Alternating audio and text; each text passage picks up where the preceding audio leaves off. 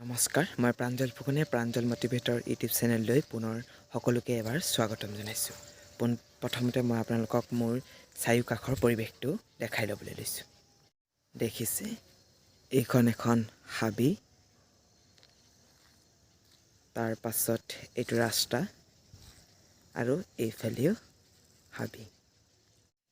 থাম্বনেইলখন দেখিছে, কোনজন ভাল ল'ৰা, কোনজন ভাল ল'ৰা। এইটো সাধাৰণতে চলিয়ে থাকে সপায়, যিজন ছাত্ৰই পৰীক্ষাত 100ৰ ভিতৰত 95, 88 পায়, মানে আৰু বহুত চোকা, সিয়ে ভাল ল'ৰা নহয় জানো। তো আমি পাই থাকোঁ আৰু এনেকুৱা।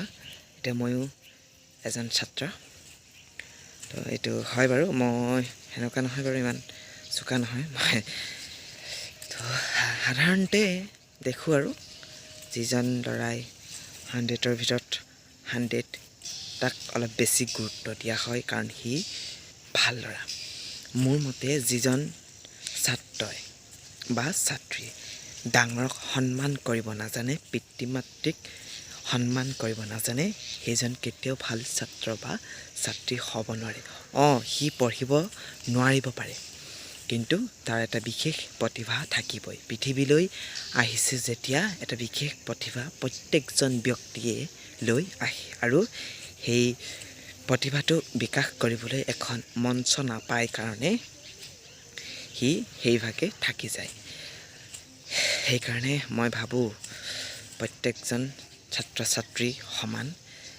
সি অলপ গেধা হ'ব পাৰে, আৰু যি ল'ৰাই অলপ কম নম্বৰ পায়, গেধা, তাক এখন বেলেগ পৃথিৱীলৈ পঠিয়াই দিয়া হয়, কাৰণ তই একো নোৱাৰ, তই পঢ়িব নোৱাৰ। তাৰপাছত আৰু এটা মই কথা কওঁ, চাব, যিজন কৃষকৰ মাক দেউতাক কেতিয়াও বৃদ্ধা আশ্ৰমত দেখা নাযায়। কোনজনৰ বৃদ্ধাশ্ৰমত মাক থাকেগৈ? যিজনে ডাক্তৰ ইঞ্জিনিয়াৰ কৰি বিদেশত থাকে, আৰু মাক বৃদ্ধা আশ্ৰমত থাকে। কোনো কৃষকে মাক দেউতাকক বৃদ্ধা আশ্ৰমত নথয়। তাৰ পাছত আৰু এটা মই কথা কওঁ, মাক বাপেকৰ শেষ ইচ্ছা কি জানে? ল'ৰাৰ মুখখন এবাৰ চাবৰ পৰা হ'লে শেষ টাইমত সেই বিদেশত থকাকেইটাই কয়, বুঢ়ী তই যি হ, মোৰ সময় নাই। কিন্তু মাক বাপেক মৰাৰ পিছত আহিব ন, কি কৰিবলৈ, দহা কৰিবলৈ, সকাম কৰিবলৈ। কিন্তু কৃষকৰ মাক বাপেক কেতিয়াও বৃদ্ধা আশ্ৰমত নাথাকে। তো ভিডিঅ'টো বেছি দীঘলীয়া নকৰোঁ, এইটো ইমানখিনিয়ে ক'লোঁ। আৰু যদি ভাল লাগিলে লাইক এটা কৰি দিব, শ্বেয়াৰ কৰি দিব, চেনেলটোলৈ নতুনকৈ আহিছে যদি ছাবস্ক্ৰাইব কৰি ল'ব। চেষ্টা কৰিছোঁ মটিভেটৰ হ'বলৈ, পাৰিছোঁ নে নোৱাৰিছোঁ নাজানো, কেনেকুৱা হৈছে নাজানো। তো ধন্যবাদ, বাই বাই।